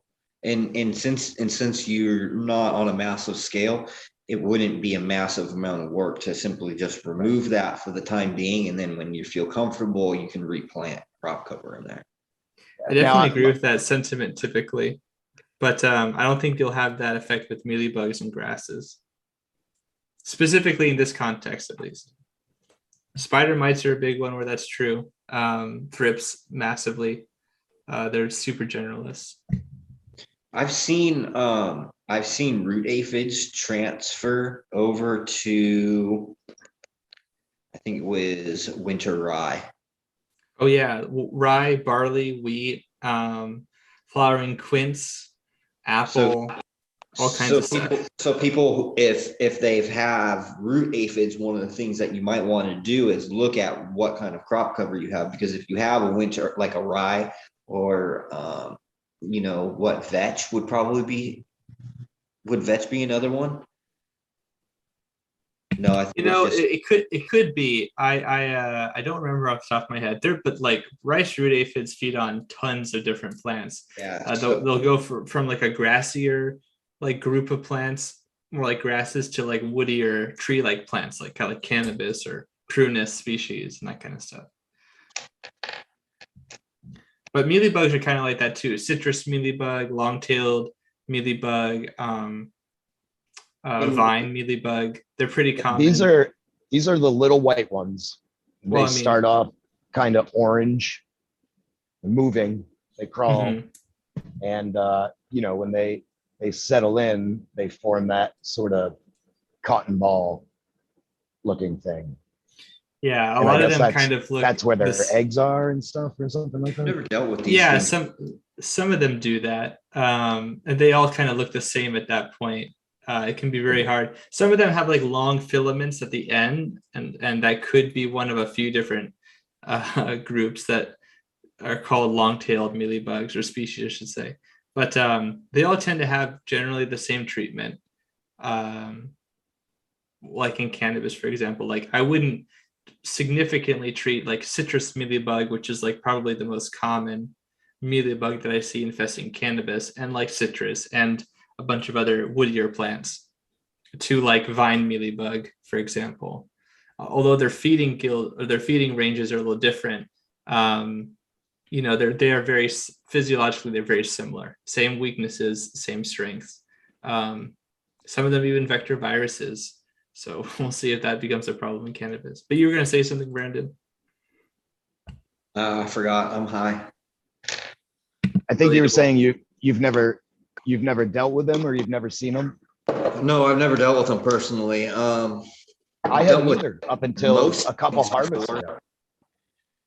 I've never dealt with a whole, like spider mites. I've had them, for a very, very short time, maybe once or twice. I've dealt with hemp russet, root aphids, fungus gnats. I've never had to deal with thrips or thrips or broad mite, but pretty much everything else I've dealt with white fly. But here's the thing. That's one of the reasons why I like the broad spectrum plant-derived pesticides in combination with, because with those entopathogenic fungus, because it's not just Beauveria bassiana that you can get. There's other fungus that infects a whole different group of different pests. So you can kind of just mix and match really to accommodate whatever the situation that you're in is with that combination. And the cool thing is too, you can also use it as a foiler. You can use those same products in foiler application. Matthew or Brandon, do either know any of the other commonly used fungi that are like entomopathogenic fungi, like Beauveria bassiana? I just saw a post. There was like 3, and I can't remember the other 2. Metarhizium, Isaria, Beauveria. Those are 3 big ones. Yeah. Can you? And the Isana, Metasarium, and those are like the 3. I mean, you're covering a huge range of insects when we're with those 3 different. Could you say those What about slower Bacillus so I could write them down? Matthew? All right, I'll try to type them out. Instead, I'll type them out. Okay. Oh, and I even spelled Beauveria wrong. Let me just. Yeah. So Metarhizium, Beauveria, Isaria. These are, like Brandon was saying, these are massively. These are probably the biggest ones that I can think of off the top of my head. I think all of them, or maybe 2 out of the 3, are somewhat closely related in the cordyceps group. So everyone who's familiar with the infamous cordyceps mushrooms that parasitize and don't actually take over the mind of certain hosts, but actually, if you can believe it, the muscular system, which is kind of terrifying. Zombie bugs. It's great. Yeah. It's super awesome. It's the most awesome ever. It's so freaky and like so sci-fi that it would be such a good premise for like a Halloween movie, right? Oh, this parasitic fungi brings all of the bugs in town back to life, and they start in their flesh-eating beetles or something like that. I'm pretty sure it's already the inspiration for tons of blockbuster hits lately. I think The Mist was, or was that like trees were the bad guys? Sorry, spoiler alert. Mist was Stephen King, wasn't it? That was the. Oh, maybe I'm thinking the fog. The fog. Yeah, the fog. Oh no, Yeah, there was one with Zoe Deschanel and Mark Wahlberg called The Happening. That's it. Yeah. Okay, yeah. That was the trees. That was the trees, right? So We're all in fog. With those 3, I'm going to jump out so I can read them and get them jotted down. But thanks for having me on, Jack. Just remember, Cheddar Bob's more spores on contact is better, and an aggressive regimen is usually preferred. And it's been my experience that, especially in commercial spaces, people will take a look at the product price and they'll thumb their nose at it, and that really lengthens the amount of time it takes to deal with like rice root aphids and other sorts of mealy bugs. And one more quick question. I just ordered one of the foggers, Mr. Foggers. Did you use code because you could have saved 20%. If you got it from Petra Tools and you use code Bokashi, you can save 20%. It was a Ryobi. Okay, those are good too. Yeah. But 50 micron, 70 or 100 for the Mr. I would assume the 50, but which would be best? Micron? Yeah. Go with the highest, because the 100 you don't want to have too small of a micron, because you're dealing with spores and pressure, right? And they're very fragile, and you'll rupture them, and they won't be able to colonize the insects or do the job that they're supposed to do. So good info. Thank you. Thank you all very much. Spartan, Matthew, Brandon, Tao, Jack. Peace out. Peace out. Love Cheddar Bob. Peace out, Cheddar Bob. Cheddar Bob 13 on Instagram. It's ChetterBob13. He's a good dude. happy to have him back for a little bit. Tal, you had a Yeah, I was just going to mention, speaking of microbes and plant life, you always do great posts right before the show, Matthew. And the one concerning the fusarium was really, and that like goes back to, I'm a big believer in that. Get the beneficials in there, and then the bad guys can't get in with the PM and the botrytis. But this is something different. So yeah. Oh, you're talking about if you want, I think we're running a little bit shorter on time, but I can do a quick, if you're okay with that, I can do this quick screen share. We've got 15 minutes till Spartan goes, and then another 15 minutes till we sign out. So. There's microbes for other microbes too, which is great because the trichoderma and bacillus subtilis is a combination that I use. Like I can do like a liquid concentration where I do a solid state ferment and I add, some humic and some iron in there. And then there's also when you can do just a direct application, and that can help combat some of those issues that you would run into, especially if you're running real high humidity, Yeah, actually, what Brandon says is super important because, and I'm a huge advocate for talking about like it's what's there, and certainly in some cases it's not as important to really quantify what microbes are there and what are not to a certain extent, because depending on how you take those samples and things, you are perhaps liable to get a lot of the things that are going to do what you want. But I think if you're interested in optimizing those relationships, then we have to, of course, consider what actually is in there at a species level, at a strain level. You mentioned fusarium, and here, this is the research report. This was talking about, here, I'll give you guys the title. This is Fusarium oxysporum, Forma specialis cannabis. So that's a strain that's specifically to cannabis.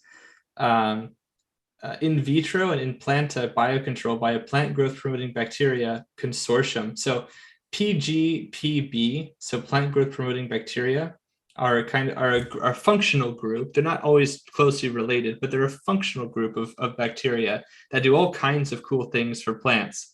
And like what Brandon was saying, one is one of those functional groups, effective microorganisms, which is a consortium that has, again, tons of white papers like this to show its efficacy and use in the suppression of pathogens and for things like cycling phosphate from phosphorus minerals. Yeah, I was talking in the aquaponics conference, a second annual one with Potent Ponics. I had mentioned the importance, and I think it's really important to consider that in some cases you can add like a mycorrhiza, but that mycorrhiza might be too much of an energy cost in some cases for it to mine certain nutrients or to transfer them.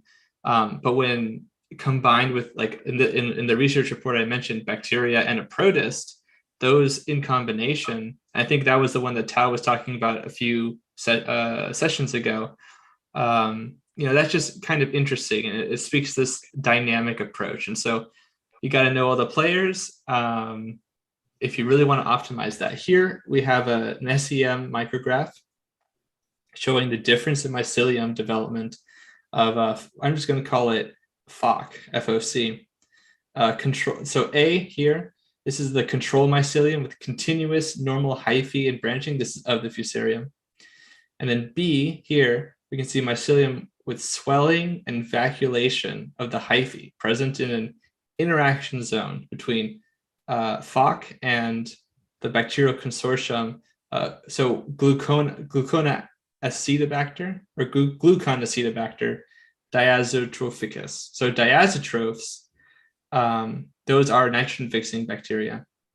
Herbispirillum and Ceropedici and Burkholderia and Bifaria. So does it show with the red? Do we have a key? We don't actually have a key. That's too bad. But the arrows are showing problems, as you can see in the mycelia. Yeah, I wish that was so here are the strains, or here are the different microbes that they have here. LSD, and this is question the mark? LSD, yeah, not what you think. This is the least significant difference post hoc test. But Yeah, so see, so like in a vacuum, each one of these could have like maybe like very direct effects potentially, but in combination, they're greater than the sum of their parts. Do we have it here? No, it looks like we don't actually have it shown here. But this is just another example in A, the distorted development of the mycelia versus B. Yeah, is that right? Yeah, I think so. So yeah, these bacteria were shown to have this really great effect that, like Tao was referencing. So like some of them, for example, one of them consumed, I think I have here. Yeah, so like this one, Amphifaria, it actually used the fusaric acid that fusarium produces as an energy source. And so since that fusaric acid, I know that in rice, it can cause a disease in Japan that's called bakane. And it's funny because baka means idiot or stupid. So it's called stupid disease or some foolishness disease because it causes the plant to grow too much foolishly, right? That's the reference there. And it just elongates because of I think the fusaric acid like stimulates growth. You think, oh, that's a great thing, but it stimulates growth and sort of like supercharges a particular kind of growth to the detriment of the plant. So this bacteria negates that by actually literally consuming the fusaric acid, which was cool. But it's also got tons of other antimicrobial compounds, burkholdines. I'm going to pronounce this as oxidiofungins. That's how I did in my head. All these sorts of compounds, which is, I guess, another thing to consider, right? Because some of these fix nitrogen, some of them outcompete the fusarium in the soil, like physically by being there, or it competes with nutrients. Some of them produce stimulating phytohormones, but some of them also produce toxins that can be negative for other microbes, right? And so, like, again, it's not a good guys versus bad guys situation. Even the good guys can maybe sometimes harm each other, or they can create a more, I guess you could say, a more delicate balance. And then when you add the fact that like your environment, like if you have a heat wave, or if it's very dry, or the plants don't get water, or something else happens in like a living soil or sort of a natural environment, then different bacterial populations and other microbes for that matter can swell or simmer down. And depending on how established that consortium is over time, that consortium will change over time dynamically, but also it will change how they react to stress. Like if they didn't get very established in the beginning, then that can cause kind of like what you call a founder effect, where like if they're super stressed or if something happens right after application, maybe they don't establish as well as if they get stressed by like heat, temperature, or all kinds of other factors later on in the growth cycle. So I've monopolized that time already. Does I'd anyone like have to any? see the photos of the plants where it was side by side, because like this kind of goes, it says consortium left, and then you got the control and FOC. And the Yeah. consortiums, I don't know if that's like we were talking about where they're just growing, like stretching in a negative way, but to me that looks like they were kind of growing more healthy. And Yeah, the consortium's all of them together. And there's actually more to this diagram. We just want to say that up front. But as you can see, the control to the consortium, and I'm not sure, there might be something else here I forgot. When I posted this, Instagram has been clipping my pictures where they look all fine right before I post, and then they are not afterwards. So, but yeah, the control of the consortium, like that looks very different. And of course, the control to the fusarium is not looking so healthy, certainly. Also, I love to mention this, but fusarium, there's so many Fusarium oxysporum strains even, and sometimes there are even fusarial populations that are basically benign, and they don't have a negative effect on the plant. And it comes down to like the genes in the strain. Sometimes they lack those genes that allow it to be parasitic in the first place. And I think even some cases you get situations where pathogenic populations evolve from mutualists. So like they already have access to all of the exploits to interact with the plant, and then suddenly they turn dark side on you, and they pull a Darth Vader, and then suddenly they're a massively effective pathogen because they already have the keys to the city, so to speak. That makes sense. So would you generally recommend towards using consortiums of microbes, or would you recommend away from that? Because I've seen like Brandon has his consortium, and I think, Scotty Real with Recharge, he's got a little consortium that it's interesting to see. Generally, I feel like people have had pretty positive results with it, but it sounds like there could be negative repercussions. But at the same time, it just depends on which consortium and the environment is what you're talking about earlier, the temperature or dryness or lack of watering. It could change the consortium that's there. Some can survive, some might not survive. And for everybody, it's going to be a little bit different. So it's kind That's of the boring but intellectually honest answer, I think, is that for some people's environments or situations, it might make more sense.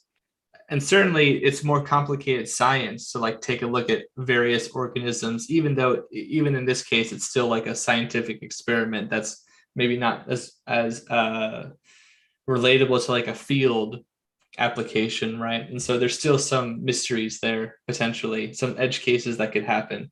So sometimes I feel like it's better to focus on one or two that will have X and Y effects, like with the entomopathogens, right? They have other cool effects that they can have. Some of them are endophytic in the plant. Some of them produce compounds that are negative against herbivory, but others are just good because they kill the bad bugs dead, right? And you can at least count on those effects to happen. And they're not, and also necessarily because they have like a simple sort of straightforward usage that makes them easier to integrate, whereas other ones are going to maybe potentially be a little bit more malleable, and perhaps they have a lot of other like secondary and tertiary effects that you want to optimize, but I think that requires a deeper level of consideration, and ultimately it can even be hard to know that just because you applied something, it even established in the first place. That's another thing, is that you got to know what's actually there. And it can be challenging to know if at a species level or below, you're getting what you're getting, because you can't always tell morphologically, just by looking at it. But if you see things like a heart-tick net or like a mycelial web, and you've applied a mycelium, I think chances are you're probably right? But sometimes things happen, I guess is what I'll say about that. Does that make sense? Yeah, it does. We have Gorski joined us. Dude, your carbon input too, right? So that is going to drastically change what's in your soil, because if you look at like how mushrooms grow, for instance, some grow on wood, some grow on decomposing leaf matter. It's all the amount of carbon, oxygen, and hydrogen, because those things are all being consumed differently than the plant is. But carbon is an energy source for these things, so that's going to change the dynamic greatly as well. Cheers, Gorski. You were walking us through the garden a little bit here. Not to shift topics, but I spotlighted you for the rest of the panel. Oh, thank you. I appreciate it. Well, I just wanted to hop on. Thanks for you guys. I swept up my grow before I got on, but yeah. What's up, Tal? How you doing? Good, man. Good to see you. Yeah, definitely. Thanks for the platform. Thanks for allowing people on. I'm honored to be on the panel. Well, just to show a little bit, not to actually, be on the panel. I don't want to misspeak, but yeah, the show is great. The information is wonderful. Spartan, I watch you quite a bit. I bug you as Gravy Kilos on Instagram. And, yeah, man. So I send you all those little shorts and videos and shit like that. And sometimes I try to keep you up to date with other states and what they're doing in legislation. Appreciate that. Yeah, of course. So like GMOs, Gittles, OC Kush from Ethos over here. I just did a repot, and I know I need to water, but a lot of the soil that I have is from outside. So I dug up my garden from outside and brought it inside, and now it's re-vegging. So like I have a lot of the plants that are re-vegging, and they were all pollinated outside as well. So some of these still have seeds that I need to extract, but they're on the re-veg now, on the rebound. And anything else, I just cut away. And but yeah, so I have like ryegrass, tall fescue, buffalo grass, and all the bugs, creepy crawlies that come along with it. I don't really do any IPM. So that was Ethos. There's a guy named Brainstrap from Area 420. It's a Harambe breath. This is Dutch, the ice cream cake licorice lime. Just remember that one because I have another taproot that was seeded and I cut a clone from it. So that's in the other tent. I just show you in a second. And then this is Sungrown Mids. That's his Do 88G13 hash plant. This is his 88G13 hash plant. Have you grown those out before or no? I grew them out before, but then, see how these cups are right now? If I up pot this again and I knock my cups over because I'm like crazy dude that's just not paying attention. I have a 7-month-old child. So if I hear like a cry or something and I go like this and I kick it over, maybe 2 of them drop and I'm like, I think it was that one. Right. You know what I mean? So dude, listen, you know what I do? So that I use a crayon and I write on the side of the container and at the end it's easy to wipe off. Yeah, no doubt. Well, the whole process that I go through in general is like this was in my outdoor garden. This doesn't have a label on it. Right. And like so, I go to the mad science realm where I label in the beginning. I know what females I have. I know what males I have. And in the beginning of pollination, if I want to hit the pre-flowers, I'll have a relative idea of what I'm using. But then after a while, I'm not a name guy. And I've been doing it since 2019 because I want to go off of what the plant looks like. So like I have no idea what this is, but this definitely grows like my what the heck was it? Yeah, see, I'm at a loss for names right now because I'm on this show and a little nervous. I'll be honest. 1 second before I let you continue, I want to give a guy who's got a name Spartan Grown on the panel a chance to jump out because he's got about 14 minutes until Michigan Bros Grow Show. So he's got to take care of the dogs and refill tray, get some water, all that good stuff. Sure. Yep. Thanks, guys. Yep. Thanks for showing your garden, man. I love the idea of just taking your fucking soil from outside and growing in that shit. I fucking love that, dude. Thanks, bro. So props to you for that. I want to just thank everybody on the panel. It was fucking another great show. Info dense. This way I fucking love them. I'm going to have to go back and watch this shit or listen to it at work so I can catch it a second and third time. Maybe some of it more will sink in. And shout out to chat, man. Super active today. It was hard for me to keep up, but I think I did a pretty good job of getting everybody. There's a question I'd like you guys to get to if you get a shot. Somebody's looking for some direction on Microscope, and I don't have an answer for them. So hopefully I'm going to bring it up right after you go. All right. Cheers, guys. I'm headed out to the Michigan Bros Grow Show over there, the other YouTube channel, and I'll see y'all there in about 10 minutes. Thank you so much for joining us, Spartan. Fuck the MCMA. Fuck the MCMA as always. But I gotta go too. My battery on my phone's about to die. So I appreciate being here as always, and I'll see everybody next week. You can find me at rust.brandon on IG. You can find my website at www.bokashiearthworks.com. And I just kind of reorganized my website so it's a little more cohesive now. Still working on and a few people have asked me about seeds from you. Do you have anything available on any websites? Because everything I've seen has been sold out. No, I have nothing. The next thing that I'll probably drop will be the Black Lime Reserve times Limelight, which is Limarilla times Mac V2. So I took that and I took the male stud that I have of that and I crossed that into Black Lime Reserve. It'll be done testing in a couple of weeks, and so far so good. I'm really looking forward to it. But I test everything pretty.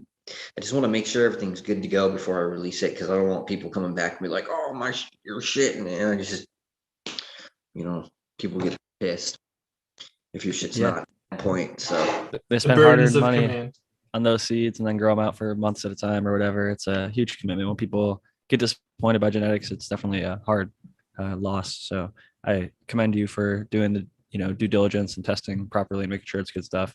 If people are gonna spend their hard-earned money and grow it out, and a lot of people I've listened to that grew it out your stuff so far have been very happy with it. So I'm happy that the process is working. Yep. All right. Cool. I'll see you guys. Peace out, Brandon. Thanks for joining us, Brandon. Always great to have you. And you can find his stuff at bokashiearthworks.com if you want to check him out and support. Lots of great products up there. But spore your own good. maybe it was you or Smart Poker asked a question, and it says looking for protozoa, nematodes, bacteria, and fungi. The first part of that, though, I should have read first. It says, I'm looking for a good microscope to view soil biology in order to view the things that I just listed: protozoa, nematodes, bacteria, and fungi. So I have a compound microscope from Amscope. I don't actually know the model off the top of my head, but I've had it since I was in high school, and it served me very well. It depends on what you're looking for. So given that context, you're looking at quite small things, and I feel like a compound microscope would be really useful for looking at some of those in great detail. Whereas, kind of like quote unquote, like an observational microscope for like small microarthropods and things like that, I think would be a little bit better because you get a better objective view of everything, or a view through the objective is what I should say. You can have a little bit more distance. So like if something's like moving along, you can actually like watch its behavior a little bit better.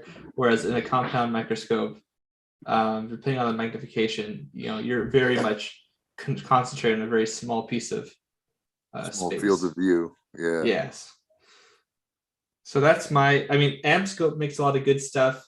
I haven't been in the market for a new microscope really, but I'm thinking about getting an observational microscope to complement what I have here. But I'll be honest, professionally, I opted to use a basic level Dynalite scope. I find that it works really well. And for a while before I updated to an upgraded, I should say, to a newer phone, it worked really well. And it still could, but now I have to use an adapter, and my case doesn't work well with it. So that's a user interference issue. But they work really well. And I only use the basic model because it's a little bit expensive and still does everything I want. But the higher tier things are, honestly, if you're going to be using it very often, I would potentially get a higher level one. I'm not sponsored by them or anything like that, but they do make quality stuff. And some of the traits that they have, like the ability to adjust light level, is really helpful when you're trying to get a good image. Magnification range is a little bit different, and you can also control other aspects of the viewing process, which might make it worth it to you as a quality of life upgrade if you're really going to be looking a lot at small little organisms like this, which I think I would like to see more people do. So, but they are expensive. Yeah. I would say, Matthew, you should get a stereoscope, like 40 times or whatever. A zoom one is awesome for looking at bugs, thrips, and but I don't know if it's powerful enough to see russet mites. I can see them with I can see them unaided, but they're very, very small. Okay. And even with like a lens, it's okay. But yeah, like I've taken some of my broad mite footage with and I have taken some russet mite footage with the Dynalite, and under the compound microscope, like at the 200 times or whatever, you can definitely see it. I think it's I don't know the math off the top of my head, but it is, I don't even think you see the whole thing at that level. Right. You can go up a little bit and see it more. I mean, the Dynalite has like 1000x, right? Isn't it like pretty substantial amount of zoom? So it's probably got more than you're ever even really using, I would imagine, in most cases. Yeah, the disadvantage of it though is that I think the field of view is smaller, and also I run into this problem because they've intelligently made them so that it's a lot less likely that you're going to like damage the lens or something like that. But they do have like a I'm looking at it right now. There's like a protective shield on it, not a cap, but rather just like it's like a plastic cone. Guard. Yeah, Yeah. And so you run into this issue where your actual field of view functionally is not quite, which is why I think they work so much on the magnification, because there are times where I wish I could get closer, but I physically cannot.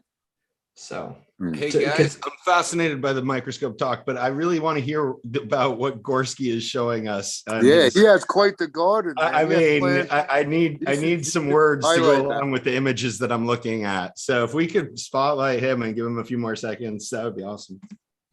He's got like Yes. a garden of different plants too in there. Yeah, Unbelievable. so there's an apple tree. I just got hungry, ate an apple.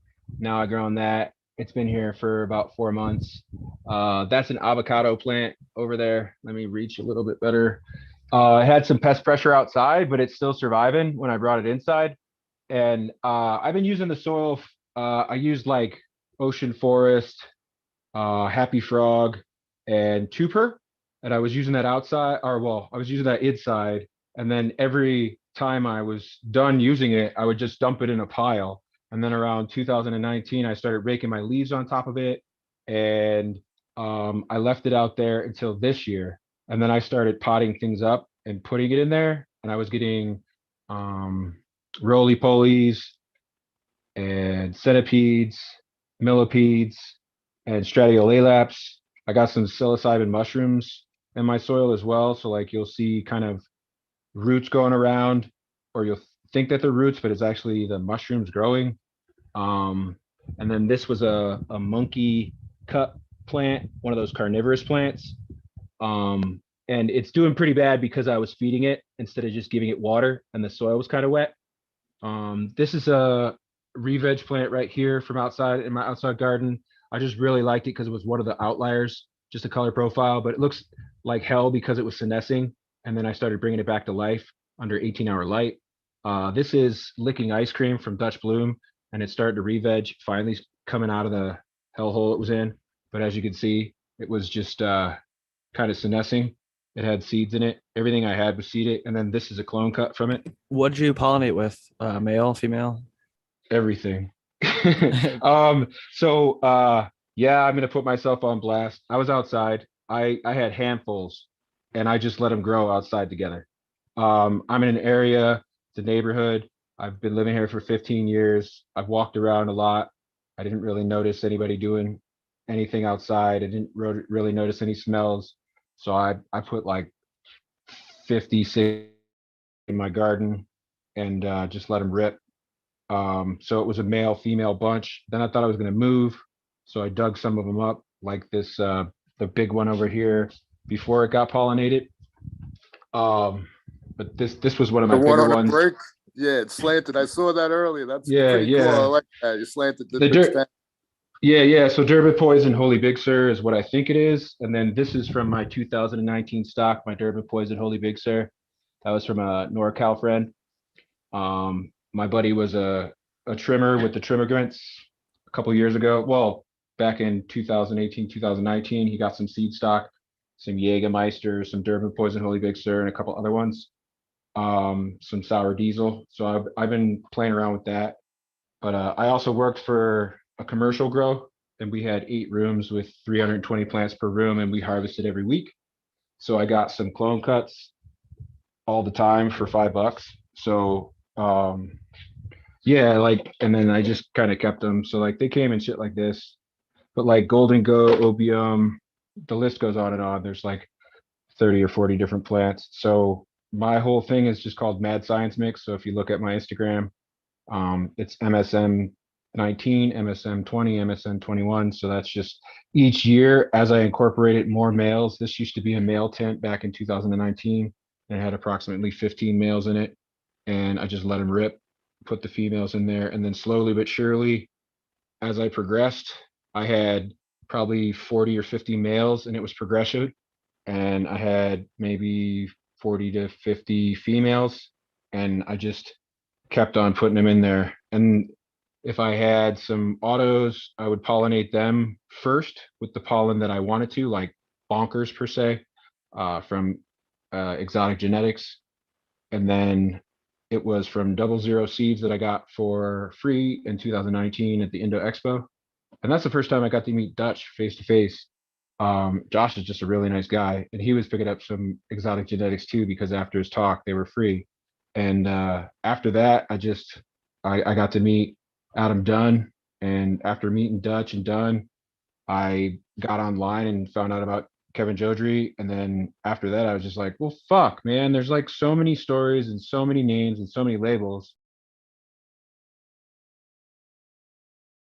I think you might have muted yourself. This But, one, for example, oh, go ahead. No, go ahead. But this one, for example, was all seeded up and now it's re-vegging. So all these fox. Oh, I think you're muting yourself, Gorski. Yeah, so these are all foxtailing now and they're all re-vegging. So this, I'll be. You're muted again, but I do think it's about that time that we do I have to a wrap up. 7-month-old son. Yeah, man, I really Where can we appreciate find the you on platform. Instagram? It's What's your Gravy IG? Kilos, Gravy Kilos. And if I don't get calling my wife real quick, she's gonna have my ass. So I love you So guys. that's what happened. Yeah. I really have the utmost respect for everybody on the panel. But as I said, I'm in hot water if I don't call my wife. So Thanks for showing us Happy your wife, growth, happy Gorski. life. Thank you for yeah, coming yeah. on. Thanks for garden being here. tour. Get to it, man. Have a much great love, one. guys. Thanks for you. coming by. Out, Gorski. Bye-bye. That was very cool to get the tour of the garden, but we'll do a quick little run around and I'll pass first to Matthew Gates. Yeah, honestly, thanks a lot for Dr. Coco. I ramble, and for anyone who thought he was maybe being a little bit, I don't know if anyone interpreted it poorly, but they shouldn't, because I do ramble and I need to be taught sometimes. You can find more information about what I talk about, though, at a great length on my YouTube channel, Zenthanol, as well as on my Instagram, which you guys saw today, at SyncAngel, as well as on Twitter at SyncAngel. And I really love the chat today, and I really love the information-heavy topics, and I hope we do more of those. Happy to support. I'm always enjoying the white paper talk. I think it makes for a good discussion and something that we could, leave in the show notes for people to look into for deeper exploration in their own time if they'd like to afterwards. So I love that aspect. Sharing the science and our thoughts on it and knowledge about it has been enjoyable these past few weeks, and I think it'll be a trend that we'll continue to do moving forward. That said, Dr. MJ. Yes, I absolutely meant no offense. I have nothing but grower love for you, Matthew Gates. So, and I trusted that you knew that. I also thought that we just kind of got a little bit sort of like, it's so easy to fall down rabbit holes. And I did the same thing. And I just looked over at the clock and was like, oh crap, we invited this guy on and I want to hear what he has to say. And there's like 5 minutes left. So that was all. I trusted that you would understand. Everybody, I had a lot of fun today, going through the papers, learning some stuff, as we are wont to do. Sometimes I think, man, I hope new growers can access some of this stuff, because a lot of the stuff that we get into is pretty science heavy, which I enjoyed today a lot. And I do think we make it pretty accessible, and people start following us for those reasons. So you guys can all follow me, cocoforcannabis.com. We're gearing up for the New Year's Grow Challenge. I'm going to have a big Photon Tech giveaway right at the very beginning of the New Year's Grow Challenge. 3 different Photon Tech lights and a giveaway for everybody that's in the challenge is eligible to win. All you have to do is sign up. I'm doing another Grow Light giveaway this week on my YouTube channel. So subscribe to my YouTube channel and join us for the premiere. And I will be back next week. Grower love, everyone, and happy Thanksgiving, guys. Happy Thanksgiving to you. It's a good week. Got some turkey coming my way soon, and the American one. You're the last one to give your final thoughts and shout out. Jack, always great having you as host, and I'm always I appreciate the long-winded answers that both Matthew and Dr. Coco give some time. Always enlightening. And but it's always great to see other gardens. I love seeing plants and how other people do things. So that's always good. And the white papers, it's good to go through them and suss out possible distinctions and what the methods are. Sometimes are even questionable. If there's only 2 strains they use to compare things, that's not a really great population. And there's a lot of factors. So like I say all the time, don't even believe everything you read. And you'll be all right. I don't believe anything. I double check it all. But that being said, it was great night, great talk. And I'm the American one. And that's good enough. Peace out, everybody. It was a great sign out as always, per usual. I love your little, summaries and shout outs there at the end. It's always a great addition to the show. And I heard somewhere that you should believe none of what you hear and half of what you see. So it's I think it's good to be skeptical sometimes. And I'm definitely looking more into that research. I didn't have time this week to read about the UV study. So maybe next week we'll do a follow up with that, because I do think this week, hopefully sometime, I'll be able to make time for reading through that more and examining it, and kind of like you were saying, Tao, sussing out what's good about it and what's not so good about it, and sharing it with the people, because I do think even new growers can appreciate some of these sciences. And we've got a lot of back catalog for like back to basics episodes. If you want to look to those, we have tons of great content out there. But I think it's always good to keep in mind we have new growers joining us every week. So trying to keep a good balance moving forward as much as we can. With that said, at Jack Greenstock, as you can see right here behind me, I won't keep it too long. You could also get my book at 50strains.com, 50 Strains of Green. And I'm Jack_Greenstock on Twitter. If you want to email me, jackgreenstock47@gmail.com. Thank you all so much for coming. It's great every week. I couldn't keep up with the chat. It was moving so fast. I do feel like I miss out sometimes when I'm not able to engage with the chat live, but Dr. MJ was doing a great job. Whenever I looked over, he was back and forth, people answering questions, and so were some of the other members of the panel. So thank you guys. And thank you, chatters and listeners, whether it's live or afterwards on the podcast. We really appreciate you. So peace out. It's Jack Greenstock signing out. Grow with love, everyone. Happy Thanksgiving.